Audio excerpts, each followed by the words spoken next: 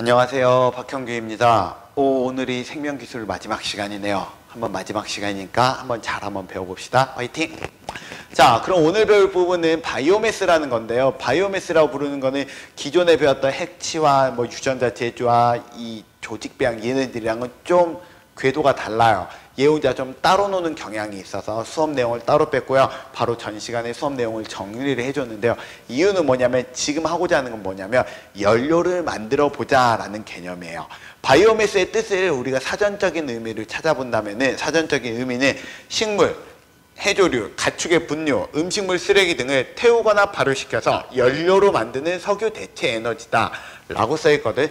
여러분 주변에서 바이오매스라는 단어를 들어봤다면 주로 뉴스, 과학시간, 환경 문제를 다룰 때 많이 나와요. 그때 쓴 바이오매스는 언제나 무엇이라고 써있냐면 석유를 대체한다 라고 말이 써있어요. 그래서 이걸 석유를 그럼 어떻게 대체할 수 있느냐 라고 말하면 우리 주변에서 구할 수 있고 현재 하고 있는 바이오매스 산업은 이런 것들을 연료로 삼는다고요.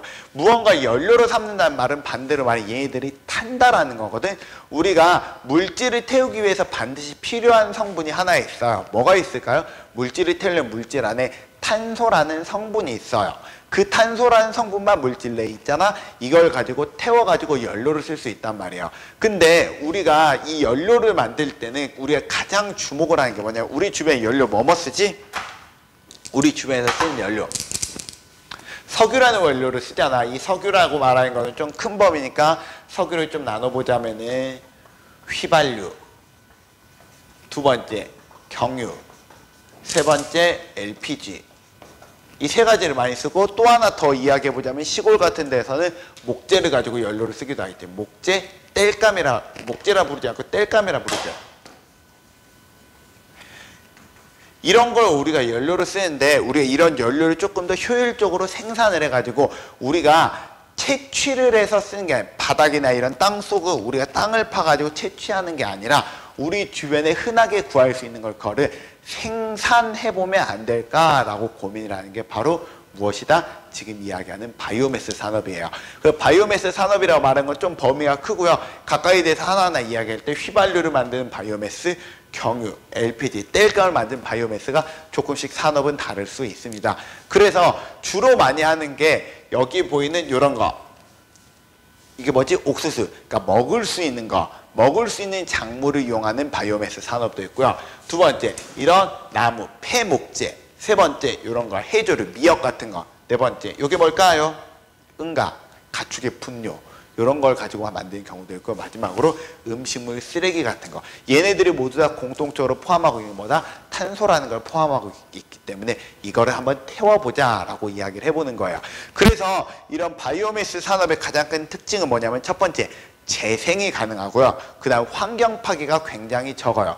여기서 환경 파괴가 없다라고 말하지 않고 적다라고 말하는 이유를 알려드릴게요.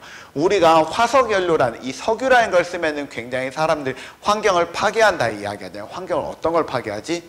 첫 번째로 환경 파괴하는 건 나무들을 막 없앨 것 같아. 두 번째는 땅속에 있는 것을 막 채취해가지고 하면서 그걸 가지고 막 연료를 태우면은 매연이 올라가는데 저 매연이 안 좋을 것 같아. 맞아. 또 뭐가 있을까? 그 다음 매연을 채취하고 우리 주변에서 그 뭐지? 자동차 지나는 자동차 뒤에는 배기가스가 안 좋을 것 같아. 자동차 뒤에는 배기가스가 뭐가 안 좋을까? 하면은 우리가 그 연료에는 무엇인가를 좀 분석을 해보면 되겠지. 그럴 때 주로 안 좋다라고 말하는 게 보통 두 가지가 있어요. 첫 번째가 이 N. 질소. 근데 이거 질소는 우리 주변에 되게 많아. 근데 얘보다 더 큰 문제는 C, 탄소란 말이야. 탄소가 지구상에 많아지는 게 별로 좋지 않아요. 근데 탄소가 지구상에서 어떻게 많아지냐고 탄소가 땅속에 묻혀있던 탄소를 우리가 석유라는 걸로 꺼내버리면 지구 안에 있는 탄소가 많아지냐. 그럼 탄소가 많아지면 이 탄소가 위로 올라가가지고 이산화탄소 D가 만들어지고 이게 뭘 만들지? 지구온난화를 만드는 거잖아. 그래서 우리가 이런 의미에서 우리가 지금 이야기하고 하는 바이오매스 산업은 이 지구온난화를 좀 더 늦추는데 도움이 돼요. 이유는 뭐냐면은 어쨌든 우리가 탄소를 새로 만들지 않고 우리 주변에서 탄소를 구하잖아요. 근데 우리 주변에 있는 쉽게 말하는 이런 거, 연료 같은 거, 먹는 것들은 식물이 자라려면 이 식물은 탄소가 반드시 필요하거든. 탄소를 어디서 얻지? 공기 중에서 얻는 거잖아. 공기 중에서 탄소를 먹고 그걸 가지고 뭐 옥수수를 만들고 옥수를 가지고 연료를 만들어서 태운 게 다시 어디로 가지? 공기 중으로 가고 하면 탄소가 그대로 순환이 되는 거잖아. 그러면은 환경 오염이 상대적으로 적겠지. 그냥 환경 오염 그냥 제로인 상태인 거야. 그냥 그대로 순환되는 상태. 그러기 때문에 환경 오염을 적게 한다라는 개념이 그 뜻이에요.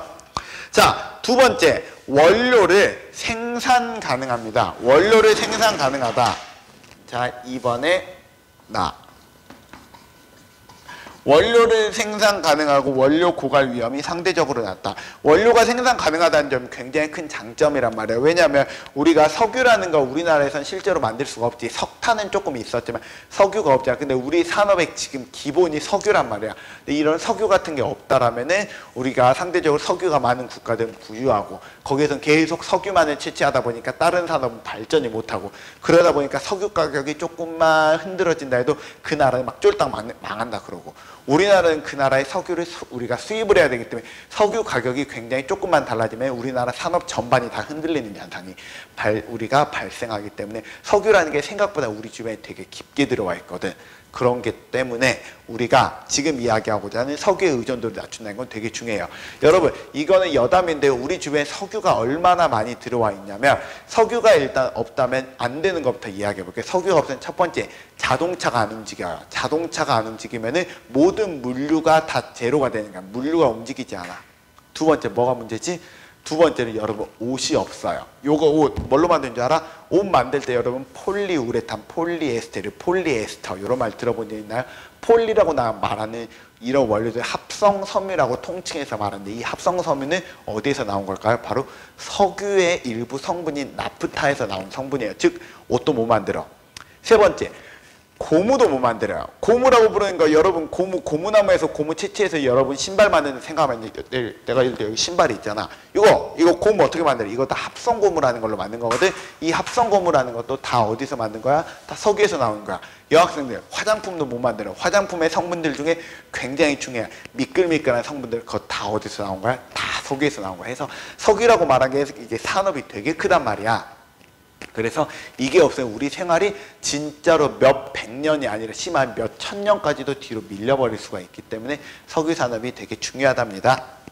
자, 그리고 그 다음 도시 쓰레기나 농임 축산 폐기물을 연료화시킬 수 있습니다. 여러 가지 일단 폐기물이 나오는 것들 얘기를 해보자면 요것도 폐기물, 요것도 폐기물, 요것도 폐기물인 거잖아. 이걸 그대로 땅에다 묻거나 아니면 이걸 그대로 내버려두면 얘들 냄새가 나요. 냄새만 나는 줄 알아요? 여기 안에서 여러 가지 고약한 성분들로 나온단 말이야. 근데 여기서 말하는 고약한 성분이라고 부르는 게 도대체 뭔가를 좀 연구를 해보자고. 그랬을 때 그 고약한 성분들 중에 우리가 혹시나 좋은 성분이 있는 걸 알아보자고. 그랬을 때 혹시 알아 그게 연료가 될지. 이게 바로 바이오매스 산업의 뜻입니다. 자, 그래가지고 우리가 이제 각각의 특징은 이야기했는데 지금 말했잖아요. 종류가 휘발유, 경유, LPG, 땔감이 있다 했잖아. 각각을 하나하나씩 이야기해보자고. 그 중에 첫 번째 뭐냐면 휘발유에 대해서 좀 이야기를 한번 해볼게요. 휘발유라고 말하는 거는 뭐라 말하냐면 바이오 에탄올이라고 이야기합니다. 바이오 에탄올. 바이오 에탄올 무엇의 대체품? 휘발유의 대체품. 필기를 하면서 넘어가 보겠습니다. 3번에 가. 바이오 에탄올 무엇의 대체품? 휘발유. 이거 어떻게 만들어요? 만드는 방법. 전분이나 당분 작물을 발효시켜서 얻습니다. 전분이나 당분 작물을 발효해서 우리가 에탄올을 추출합니다. 그럼 여기에서 나온 이 다른 말로 말하면 바이오 에탄올이라는 말을 썼는데 바이오 에탄올이 아니라 그냥 쉽게 말하면 에탄올이 휘발유랑 친구라는 거야. 오케이? 에탄올이 휘발유랑 친구인데 그 에탄올을 무엇을 통해서 만든다? 우리가 연료를 우리가 식량을 통해서 만든다라는 것만 알고 있으면 돼요. 식량을 가지고 만든다. 그럼 식량을 가지고 어떻게 만드느냐? 식량을 이렇게 만드는데요. 여기 있는 이런 옥수수라든지 이걸 사탕수수라 부르거든. 사탕수수를 우리가 가져와 가지고 얘네들을 일단 먼저 해서 잘 갈아버려. 간 다음에 얘를 끓으면은 이게 어떻게 되면 이게 물처럼 돼요. 물처럼 돼 있는 이 옥수수 가루를 이거를 여기에다가 여러 가지 효소를 넣어주는 거야. 효소를 넣어줘서 얘를 알코올로 바꿔버리는 거지. 당화, 발효. 당화라는 건 달콤하게 만든 다음에 그 다음 발효를 시키는 거야. 그래서 뭐 사탕수수 같은 게 당화를 시킬 필요 없어요. 지금 원래 다니까. 그러니까 녹말을 일단은 설탕으로 만든 설탕을 가지고 이걸 가지고 우리가 무엇을 만드는 거지? 바로 연료를 만든 거지. 그래서 그때 만든 연료를 가지고 와서 그 연료를 가지고 사용을 해주는데 이 과정이 잘 보잖아. 뭐랑 비슷하냐면 술을 만드는 거랑 되게 똑같아요. 여러분 술 어떻게 만드는지 아세요? 예를 들면 소주 어떻게 만들지? 소주는 쌀을 갈아. 이 갈아버린 쌀을 우리가 얘를 가지고 끓여가지고 얘를 가지고 약간 달콤한 쌀을 만들어. 여기에다가 효소를 넣어줘. 그럼 얘가 어떻게 돼? 얘가 알코올이 만들어져.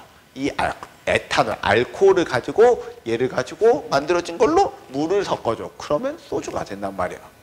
그러니까 이게 뭐랑 실은 똑같냐. 그냥 술을 만든다는 거야. 그 말은 반대로 말하잖아. 여러분 부모님 자동차들 중에 휘발유로 가는 자동차가 있잖아. 여기에다 소주를 부으면 간다 안 간다? 간다. 대신 휘발유가 이 소주하고는 조금 차이점은 있어요. 어떤 점이 차이점이 있냐면 이 휘발유보다 이 소주라 말하니까 이 에탄올은 뭐가 다르냐면 여기 분자 구조에 보면 분자 구조에 이 에탄올이 산소가 하나가 더 들어가 있대요. 산소. 해서 이 분자 구조에 보면 산소가 들어있는데 이 산소가 들어있는 거는 우리가 연료를 연소시키는 입장에서는 되게 좋은 거야.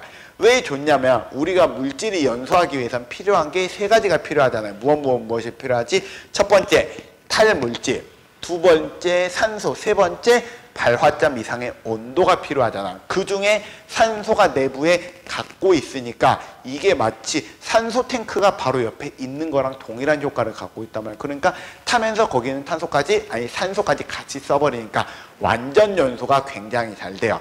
완전 연소가 잘 되면 어떻게 되는 줄 알아요? 우리가 매연이 좀 적게 나와요. 매연만 적게 나온 줄 알아요? 연료가 탈 때 높은 온도에서 타게 되고요. 그러다 보면은 출력량이 증가해요. 이 말은 종합해보면 어떤 특징을 갖고 있다? 바이오에탄올이 무엇보다 휘발유보다 출력도 좋고 두 번째 환경오염도 적게 발생시킨다는 걸 알 수 있어. 오, 되게 좋지. 그러면 앞으로 앞으로는 항상 소주로 가세요 라고 말하면 될까요? 안 될까요? 안 돼요. 왜 안 되냐면 이게 소주는 우리가 에탄올을 그대로 먹으면 여러분 목구멍 타버려요. 그래서 이 에탄올을 가지고 뭐 해줬냐면 물이랑 섞어줬어요. 해서 물이랑 얼마만큼 섞어줬냐에 따라서 도수라고 표현하거든. 해서 물 100에 소주 20인가 섞으면 20%일걸요? 맞지? 해서 이렇게 적당히 섞어줘서 이용을 해주는 거고요. 그 다음에 실제로 우리가 바이오에탄올이라 부르는 거는 섞어줘서 이용해주는 게 이걸 생짜로 쓰는 개념이에요. 그래서 우리나라 같은 경우에 이 바이오에탄올 산업이 많이 발전하지 않았어요. 왜냐하면 우리가 먹기도 모자라니까. 우리나라는 땅덩어리도 좁잖아요. 그래서 땅덩어리가 높고 농사를 많이 지을 수 있는 곳에서는 이런 바이오에탄올 산업이 굉장히 발전했거든. 대표적인 데가 세 군데가 있어. 첫 번째, 땅덩어리 하면은 가장 대표적인 곳, 미국. 미국에서는 무엇으로 많이 만드냐? 옥수수로 많이 만들어요. 두 번째, 어디가 많이 이걸 발전하고 있냐면은 브라질. 브라질에서는 사탕수수를 굉장히 많이 만들고 있거든. 이 브라질산 사탕수수를 가지고 바이오에탄올 사업을 많이 해요. 세 번째는 중국. 해서 이런 세 곳에서 우리가 많이 이 연료를 만들고요. 그 중에서 제일 이 바이오에탄올 산업을 많이 하는 데는 실은 브라질이거든요. 브라질 같은 경우에는 연료를 이제 아까 실은 말을 안 한 게 있는데 바이오에탄올을 실제로 여러분 휘발유 자동차에 100% 연료를 대체해서 넣어버리잖아. 문제가 조금 생기긴 해요. 왜냐하면 이 산소라는 게 들어있기 때문에 이 산소가 우리가 연료가 지나가는 관을 녹슬게 만드는 효과도 해요. 왜냐하면 산소가 연료관을 산화시키는 역할도 하기 때문에 지나가는 관을 다르게 만들어야 돼요. 그래서 이런 연료가 지나가는 관만 새로 만들면 되는데 이런 걸 새로 만들어가지고 브라질 같은 경우에는 우리가 바이오에탄올을 많이 써요. 심한 경우에 100%도 많이 쓰고요. 그 다음에 다른 지방, 우리나라라든지 우리나라, 미국이라든지 중국이라든지 이런 데들은 바이오에탄올을 휘발유랑 적당히 섞어서 써요. 적게 섞으면 5%, 많이 섞으면 10%에서 20%까지 섞어가지고 자동차가 견딜 수 있는 수준에서 섞어서 사용하는 경우가 조금 더 많습니다. 그래서 우리가 방금 전에 두 번째 말한 것처럼 분자 구조에 산소가 포함되어 있어서 완전 연소에 유리하고 거기다 유독 물질 배출량이 적고 출력이 좋아서 되게 좋은데요. 문제점이 하나 있다고요. 뭐가 문제점이 있냐면은 우리가 먹을 수 있는 걸 가지고 연료를 만드는 거잖아. 먹을 거랑 연료랑 대비가 돼 버리잖아. 뭐가 문제되냐면 이런 먹을 거를 많이 생산하는 나라들은 괜찮은데 먹을 게 모자란 나라들은 이게 굉장히 크게 문제가 돼요. 쉽게 말하면 예전에 이런 일이 실제로 있었거든. 이게 에그플레이션이라 불렀던가. 이 미국 같은 나라에서 이 옥수수를 가지고 야 옥수수 우리 이거 가지고 바이오에탄올 많이 만들어보자 해가지고 원래 얘네들이 옥수수를 진짜 많이 생산한단 말이야. 얼마나 많이 생산하면 자기네 국가에서 다 먹는 것만큼 쓰고도 옥수수가 되게 많아서 외국에 되게 많이 팔거든. 근데 우리나라에서 예를 들어 우리나라 옥수수를 100만큼 생산하는데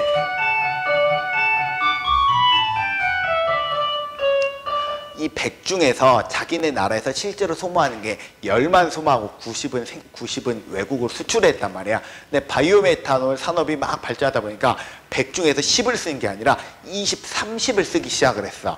그러다 보니까 외국에 판매하는 양이 줄어들게 되겠지. 그럼 외국에서 이거 어떻게 하지? 살 때 더 이걸 옥수수를 파는 사람들이 비싸게 팔기 시작을 했어. 그러니까 외국에서 옥수수를 비싸게 사와야 되겠지. 비싸게 사오니까 옥수수를 예전보다 비싸게 사니까 당연히 비싸게 팔 거고, 비싸게 파니까 우리가 음식이 모자란 나라 같은 거에 비싸게 못 사 먹게 되니까 사람들이 먹을 걸 못 먹고 굶게 되고, 우리나라는 어떨까? 우리나라에서 옥수수를 가지고 무엇을 많이 만들어? 옥수수를 가지고 주로 많이 만드는 게 우리나라에서는 두 가지를 많이 한다고 저번에 제가 말했지. 첫 번째, 물엿을 만들거나 두 번째, 과자를 만들어요.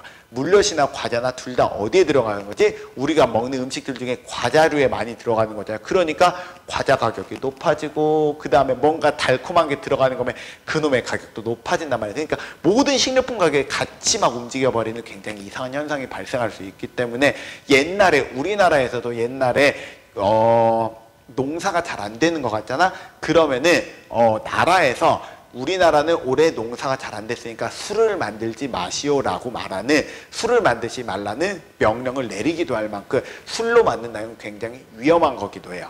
그래서 우리가 이런 문제가 발생할 수 있다는 점이 안 좋습니다. 그래서 현재는 이걸 좀 더 잘 해보려고 여러 가지 걸 조금 노력을 해보고 있거든. 우리가 왜 이게 문제가 됐냐면 우리가 실제로 먹을 수 있는 걸 가지고 만들어서 문제가 된단 말이야. 근데 먹을 수 있는 이런 게 아니라 못 먹는 거 이용을 해보면 어떨까라는 생각해. 뭐냐면은 나무를 이용해보면 어떨까?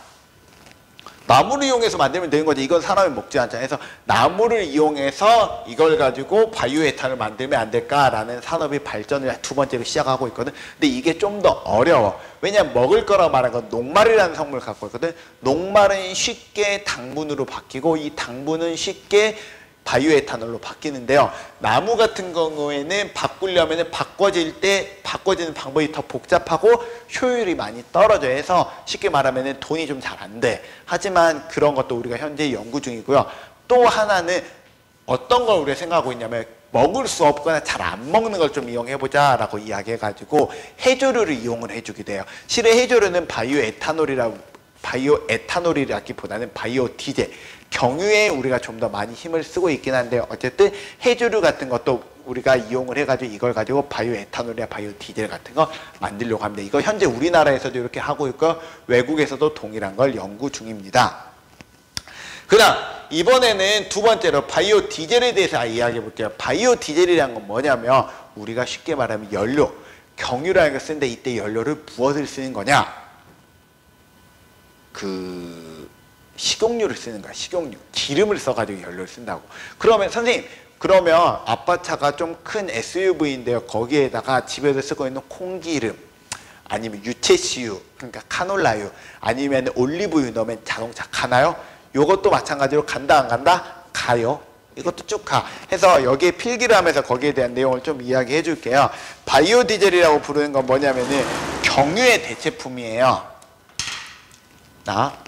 바이오디젤은 경유의 대체품인데 이거는 무엇으로 만드냐면 유지유, 폐유, 해조유, 유가 붙었다는 건 기름을 이용해 준다는 거야. 기름을 무엇과 반응시킨다? 알코올과 반응시켜 에스터라는 성분을 만들게 되거든. 이 에스터라고 말하는 성분이 바로 우리가 이야기하는 바이오디젤이라는 건데 이걸 에스테르 반응이라 부르기도 하는데 어쨌든 이 반응을 안 일으킨다 할지라도 경유는 식용유는 그 자체만으로도 연료로 쓸 수가 있다라는 거야. 단지 식용유를 여러분 부모님 자동차에 집어넣으면 문제가 되는 거야. 여러분 식용유 손으로 만져보면 어떤 느낌이지? 좀 미끌미끌한 느낌이지. 경유를 손으로 만져보면 어떤 느낌일까요? 미끌미끌한 느낌이 거의 안 나요. 이게 뭐냐면 이 유지유불이 콩기름 같은 거 안에는 여기 타는 물질과 미끌미끌하게 만드는 성분이 같이 섞여 있어요. 그래서 방금 전에 알코올을 반응시킨다 했잖아. 알코올이라는 걸 반응을 시키면 이게 어떻게 되냐. 이 미끌거리는 성분이 글리세린이라고 하는데 요것만 따로 채취해낼 수 있어요. 요것만 따로 분리해내고 나잖아. 남은 성분은 그대로 연료로 쓸 수 있다는 거야. 이거는 주로 어디에서 많이 발전했냐면 주로 유럽 국가들에서 많이 이야기했어요. 그래서 유럽 국가들 중에서 제일 많이 이게 유채씨를 가지고 기름 만약 뭐라 부르지? 카놀라유라고 부르지. 이런 카놀라유를 이용을 해가지고 연료를 만든 걸 되게 많이 했고 주로 많이 한 게 독일 같은 데. 그래서 독일 같은 데는 그냥 빈 땅 같은 거 있잖아. 거기에다 카놀라를 쫙 심는데요. 하면은 거기에 뭐 계절이 되면은 유채꽃이 앞에서 유채꽃에 사진도 찍고 하다가 나중에 그거 다 엎어버리고 그걸 가지고 연료를 이용을 해준 경우를 굉장히 많이 하고 있답니다. 우리나라에서도 비슷한 산업을 현재 진행 중으로 나도 알고 있습니다. 그래서 이건 어떻게 만드냐면 이건 진짜 만들기 쉬워요. 그냥 기름에다가 알코올을 넣고 거기에 특정 촉매가 되는 성분을 넣은 다음에 끓이면은 어떻게 되냐면 아래쪽으로 글리세린이라는 게 가라앉고요. 위쪽으로는 바이오디젤이라는 게 그냥 나오는 거야. 그래서 이게 얼마나 간단하냐면 이거 실험은 뭐 따로 보여줄 것도 없고 중고등학생들도 만들 수 있대요. 중고등학생들도. 그냥 동네 과학실에서 정도 그런 실험한 정도면 쉽게 만들 수 있다는 굉장히 좋은 장점을 갖고 있답니다. 근데 이게 만드는 과정을 잘 봐보잖아. 이게 기름이라는 걸 지금 이렇게 썼는데 이 글리세린이 이렇게 미끌미끌하다 했잖아. 이 글리세린을 따로 채취한 다음에 이 글리세린이라는 것과 다른 여러 가지 향신료를 섞어준 다음에 이거를 약간 굳혀주잖아요. 그럼 뭐가 만들어진 줄 아세요? 바로 비누가 만들어져요. 그래서 비누로 쓸 때 고급 비누에 들어가는 재료 중에 하나 글리세린이란 말이야. 그래서 이게 비누를 만드는 공정과 되게 비슷하다는 좀 특징이 있고요. 이걸 하면 뭐가 좋냐? 얘는 현재 여러분 자동차에 그대로 넣어도 아무 문제 없어요. 자동차 연료 개통에 아무런 문제 안 시키고요. 얘도 똑같이 아까 바이오에탄올처럼 바이오에탄올은 휘발유보다 뭐가 많다 했지? 산소가 많다 했잖아. 얘도 산소가 좀 더 많아. 산소가 많기 때문에 얘도 완전 연소하기 유리하니까 출력도 잘 나오지. 거기에다가 그대로 넣어도 연료 계통을 바꾸지 않아도 되지 해서 굉장히 좋은 연료가 뭐냐면 바이오디젤이라는 거예요. 그래서 이거 되게 좋아요. 문제는 바이오디젤도 단점이 있어요. 바이오디젤의 단점은 뭐냐면 이 바이오디젤은 경유와 다르게 이 어는 점이라고 부르려야 되나? 이게 어는 점이 조금 낮아. 어는 점이 좀 높아요. 어는 점이 높아서 한 온도로 따지면 섭씨 5도 정도 되잖아.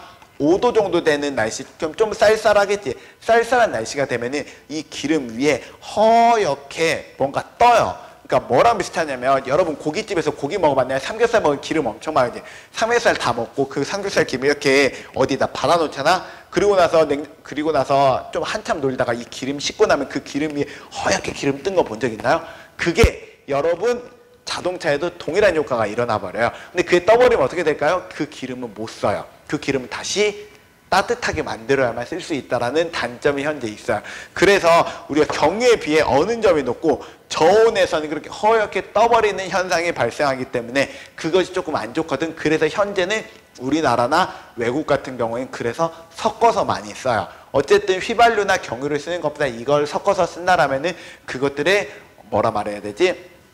연료 의존도를 조금 더 낮출 수 있기 때문에 현재는 많이 섞어서 쓰는 편입니다. 근데 어쨌든 이것도 되게 좋다 해서 아까 지금 보여줬던 것 중에 여기 요거 이게 해조유라고 부르는 건데 기름 같은 거 우리가 뭐 말하자면 미역이나 아니면 다시마 얘들도 짜보면 기름이 나온 다음에 이런 해조류줄 중에서도 우리가 기름을 생산하려고 많이 노력을 하고 있어요. 왜냐하면은 우리가 땅에서 키우는 거 우리나라 땅덩어리에 한계가 있는데 땅덩어리보다 바다는 굉장히 우리나라 그래도 옆에 바다가 꽤 많잖아. 그리고 지구는 전체적으로 바다가 더 많고 그 다음에 바다는 땅보다 훨씬 더 깊게 그러니까 똑같은 땅에다가 한다 해도 더 깊고 넓게 해줄 연료 우리가 식물을 생산하기에 훨씬 더 유리하기 때문에 생산량이 훨씬 좋다라고 합니다. 그래서 바다에서 키우는 걸 현재 연구 중이고요. 그래서 최대한 기름을 많이 생산할 수 있는 걸로 현재 연구 중에 있답니다. 자, 그 다음 이제 세 번째로는 LPG에 대해서 이야기해 보려고 해요. LPG라고 부르는 거는 무엇을 뜻하냐면 바이오 가스거든요. 이 바이오 가스라는 게 뭐냐면 여러분 응가나 아니면 음식물 쓰레기 같은 게 모여 있으면 거기에서 지독한 냄새가 나요. 그때 나는 지독한 냄새가 보통 두 가지거든. 암모니아라는 냄새가 나고 두 번째는 메탄가스라는 냄새가 나요. 여기에서 말이 이 메탄가스라고 말하는 냄새를 모은 거야. 어떻게 모으냐고? 우리가 가축의 분뇨나 아니면 음식물 같은 거를 가지고 와가지고 얘네들 그냥 아무 데나 다 넣어. 그 다음에 걔네들 넣은 거를 그대로 산소를 주지 않고 얘네들을 발효를 시켜버려요. 산소가 없는 상태에서 발효가 되는 거를 과학 시간에 혹시 혐기성 발효다라고 배운 적 있나요? 산소가 들어간 상태에서 발효가 일어나면 얘네들이 맛있는 발효, 쉽게 말해 김치의 발효 같은 게 산소가 들어가면서 일어나는 발효를 말하고요. 뭐 김치라든지 아니면 유산균 발효 같은 거. 여기에서 말해 혐기성 발효는 그런 발효가 아니라 공기가 없는 상태에서 발효가 일어나기 때문에 여기에서 메탄가스가 굉장히 많이 만들어져요. 그럼 그 메탄가스를 모으는 거야. 모아서 그걸 가지고 뭐 한다? 전력으로 이용해 준다든지 아니면은 자동차들 중에서 버스 같은 게 CNG 버스라는 게 있어.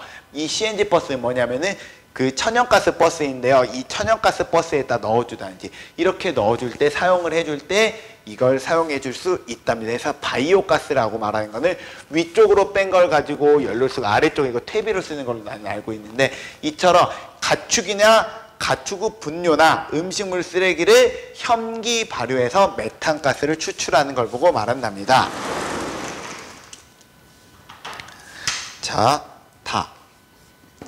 바이오가스는 무엇의 대체품이다? LPG의 대체품이다. 이거 어떻게 만드냐? 가축의 분뇨나 음식물 쓰레기 등을 어떻게 해주냐? 혐기 발효를 시키는 거고요. 이거는 아예 그냥 발효예요. 아예 그냥 똑같은 거야. 뭐가 똑같냐면 이때 나오는 메탄가스라 부르는 거나 아니면 휘발유 위쪽에서 나오는 자동차 석유의 제일 위쪽에서 나오는 LPG나 그냥 성분이 완벽하게 똑같은 거예요. 그러니까 석유에서 나오는 그 메탄가스를 그냥 만들어낸다고 생각하면 되고요. 이거는 옛날에는 이걸 가지고 어디에서 많이 이용을 해줬냐면은 이걸 그대로 이 바이오가스를 가져와 가지고 이걸 가지고 발전소에서 전기를 만드는 데도 많이 써줘 가지고 이걸 주로 어디에서 많이 해? 열병합 발전소 같은 데서 이걸 많이 써줬거든. 그래서 열병합 발전소에서 많이 써줬는데 요새는 이거를 다른 방식으로 쓰려고 노력해요. 뭐랑 이걸 섞으려고 하냐면은 메탄가스라고 말한 거에서 이 메탄에서 탄소를 제거해서 이 수소만을 좀 이용해 보면 안 될까라고 생각해요. 그래서 이 수소를 어디다 이용하지? 바로 수소 자동차에 쓰는 수소 연료로 이용을 해줄 현재 노력을 하고 있답니다. 그게 이 아래쪽의 내용이야. 바이오 융복합 충전소라는 거거든. 바이오매스를 가지고 이걸 메탄가스를 만들잖아. 이걸 그대로 우리가 여기에다 쓰는 게 아니라 연료 변환을 시켜가지고 수소를 이용해서 수소 자동차를 만들거나 아니면은 이걸 연료 전지를 만들어서 다른 부분으로 쓰려는 것도 현재 연구 중이고 우리나라도 그래가지고 올해인가 내년인가 이거 연구 중인 산업 이런 바이오 융복합 충전소를 지금 만들려고 현재 개발 중으로 알고 있습니다. 자, 그래서 최근 바이오가스로 생성된 메탄가스를 연료전지 수소가스로 메탄가스라 부르는 건 C하고 H가 섞어 있거든. 요거 중에서 H만을 따로 빼내는 거를 현재 연구 중이고요. 그걸 가지고 우리가 만들 수 있도록 개발 중에 있답니다. 그 다음 이제 마지막으로 이제 목재, 땔감을 이용해 준 거는 이 땔감을 우리가 어떻게 이용해 주려고 하냐면 목재 펠릿이라는 거 만들려고 하거든. 이 목재 펠릿이라는 게 뭐냐면 목재를 굉장히 높은 온도로 얘를 목재를 쪄가지고 건조를 시킨 목재 아주 건 목재라고 부르면 돼요. 이 목재를 왜 굳이 그냥 목재로 안 쓰고 만드냐면은 이런 나무 같은 게 이런 나무 쓰레기들이 많이 있단 말이야. 나무들 이런 나무 쓰레기들을 그대로 땅에다 버리면 이거 어디다 써먹지도 못한단 말이야. 그래서 얘네들을 우리가 가지고 연료로 만들어 보자고 말할 때 많이 쓰는 개념이고요. 나무를 어떻게 했냐? 나무를 파쇄시킨 다음에 건조시킨 다음에 압축을 시켜주는 거야. 왜냐면 여기 안에 일단 기본적으로 여러 가지 나쁜 성분들이 들어있거든. 뭐 예를 들면 그런 것들이 들어있지. 본드, 대부분의 목재 제품을 만들 때 본드를 많이 쓴단 말이에요. 이런 본드 같은 거를 우리가 본드를 따로 빼가지고 공기 환경오염 안 시킬 수 있도록 따로 처리해 줄 수 있는 공장에서 다 없애줘요. 그 다음에 이걸 가지고 연료로 만들잖아. 그럼 이 연료가 생각보다 화력이 되게 좋대요. 그러니까 굉장히 잘 마른 땔감이 된다는 거지. 그 다음에 나쁜 성분들이나 필요 없는 타지 않는 성분을 다 빼냈기 때문에 재도 별로 안 나오고, 두 번째 그름도 별로 안 생긴대요. 그래가지고 시골 같은 곳에서 이렇게 목재를 가지고 난방을 하는 곳 같은 곳이 있잖아. 그런 곳 같은 거에 목재 펠릿을 많이 쓰라고 굉장히 추천을 많이 한대요. 그리고 이거 목재 펠릿만 이용이 가능한 게 아니라 이걸 가지고 사료로도 이용이 가능하다라고 하고, 사료로도 이용하고 또 어디로 이용하지? 그런 조그만 햄스터 같은 거 키울 때 햄스터 아래 깔아놓은 톱밥 같은 거, 그런 걸로도 이용을 많이 해줄 수 있대요. 그래서 건초나 아니면 연료로 쓸 수 있어서 많이 쓰고 있는 게 바로 이 목재 펠릿입니다. 그래서 나무를 파쇄, 건조, 압축해서 작은 알갱이를 다른 말로 펠릿이라 부르거든요. 이걸로 성형해서 만든 걸로 재가 적게 나오고 화력이 되게 높다란 장점이 있습니다. 자, 여기까지 이야기하면은 바이오매스 산업에 대해서 다 이야기했는데, 여기서 조금만 더 이야기해볼게요. 그럼 이거는 한계점 없을까에 대해서 이야기해보면, 첫 번째 한계점 뭐냐면 면적당 연료 생산량이 굉장히 낮아요. 무슨 말이에요? 이 바이오매스 산업이 되게 막 뭔가 많은 것 같으니까 이걸 다 하면은 석유를 막 대체할 수 있는 것 같잖아. 실제로 얘가 석유 대체를 해보려면 석유 생산량이랑 비슷하게 나와야 되는데, 이게 석유 생산량을 100이라고 잡잖아. 요것의 생산량이 한 5에서 6 정도밖에 안 된대요. 그러니까 현재 이걸로는 택도 없다는 거지. 그러니까 좀 더 이게 많이 나와야 된다는 거야. 그러지 않고서는 석유를 완벽하게 대체하기는 현재 상황에서는 말 그대로 불가능하답니다. 그리고 이거를 만들다 보면은 경작을 해야 되는 경우가 많이 있단 말이에요. 특히나 바이오 에탄올 같은 경우에는 현재는 주로 사탕수수나 아니면은 옥수수를 가지고 만들기 때문에 그 경작을 하기 위해서 부득이하게 나무를 잘라서 그 나무를 자르는 그날 또 경작을 해야 된단 말이야. 그러니까 오히려 환경을 파괴하는 측면도 있어요. 그래서 이런 환경 파괴적인 측면도 현재 있는 좀 아이러니한 상황이 많이 생깁니다. 두 번째, 식량을 연료화, 주로 뭐와 관련되어 있는 거지? 바이오 에탄올 같은 식량을 연료화하기 때문에 대규모 곡물 생산 국가와 여기에 곡물 소비량의 증가로 식량 위기가 발생할 위험성이 실제로 있습니다. 해서 실제로 이런 위험성이 있다는 점이 두 번째 아주 나쁜 점이고요. 이게 실제로 지금 현재 벌어져 있는 거야. 이게 주로 미국에서 많이 벌어진다라고 합니다. 그 다음, 연료를 그대로 이용하는 것보다 바이오매스를 전환 시 효율이 매우 떨어져요. 이 말이 무슨 말이냐면은, 우리가 바이오매스를 만들기 위해서 여러 가지 작업을 해주잖아. 제일 먼저 이 옥수수를 가지고 옥수수로 휘발유를 만들어주기, 에탄올을 만들어주기도 하고요. 그다음 경유를 만들어주기 위해서 무슨 기름을 짜주기도 하고요. 막 이런 것들, 이 작업들 있잖아.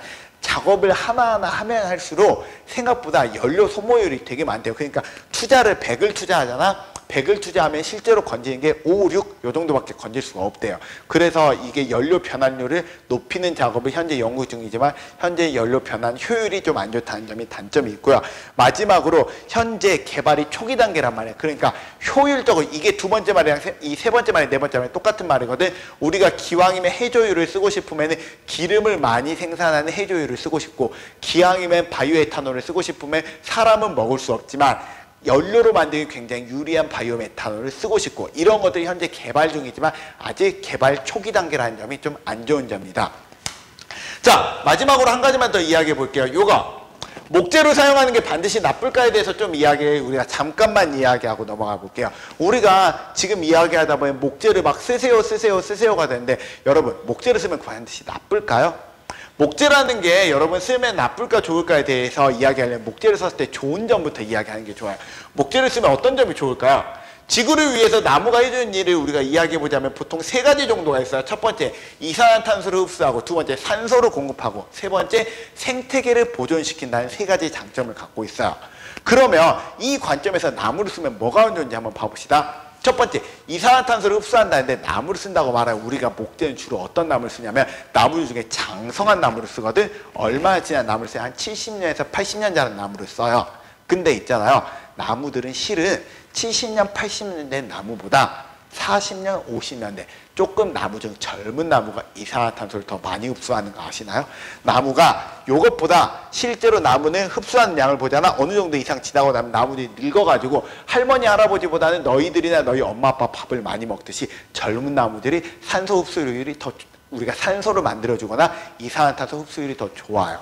그래가지고 우리가 나무를 그냥 마구잡이로 그냥 키워놓고 내버려 두는 것보다 이산화탄소를 흡수를 잘할 수 있도록 나무 주변에 가지치기를 해주고, 그 다음에 나무를 적당하게 키운 다음에 적당히 잘라주고 새 나무를 심어주는 게 실은 더 좋다라고 이야기합니다. 그래서 우리나라에서 실제로 또한 생태계 보존 같은 경우에는 나무를 그냥 내버려 두는 것보다요, 나무를 잘 가꾼 경우에 오히려 홍수 같은 거 방지도 좋기 때문에 우리나라 농림축산부, 아니 말고 그 산을 그 산림부라 부르지? 그쪽에서는 실제로 나무를 계획적으로 관리해 준답니다. 우리가 나무가 어렸을 땐 나무를 심어주고 풀도 베고 나쁜 나무는 잘라주고 가지치기도 하고 솎아주기도 해야지 진짜로 나무도 예쁘게 자라서 목재로도 잘 쓰고 산소도 많이 만들어내고 이산화탄소 많이 흡수하기 때문에 여러분들에게 나무를 쓰는 거에 대해서 여러분들이 좀 나쁘게 생각하지 않았으면 좋겠어요. 나무는 쓰는 것도 좋아요. 그 다음에 쓰면서 많이 나무를 똑같이 심어주기만 한다면 나무를 쓴다는 게 반드시 나쁜 건 아니기 때문에 우리가 국가에서 계획을 세워서 계획적으로 이용을 해준다면 나무도 충분히 좋은 산업으로 쓸 수 있답니다. 자, 이걸로 모든 수업이 끝났습니다. 오늘 배웠던 거 뭐였는지 기억나시나요? 우리가 이 석유를 만들자라는 개념으로 바이오매스 산업에 대해서 이야기했고요. 제일 먼저 바이오매스 중에 휘발유를 만든 바이오에탄올, 두 번째 바이오 디젤, 세 번째 바이오가스, 마지막으로 연료, 목재 펠릿에 대해서 배웠습니다. 오늘 수업 여기까지 할게요. 수고 많으셨습니다.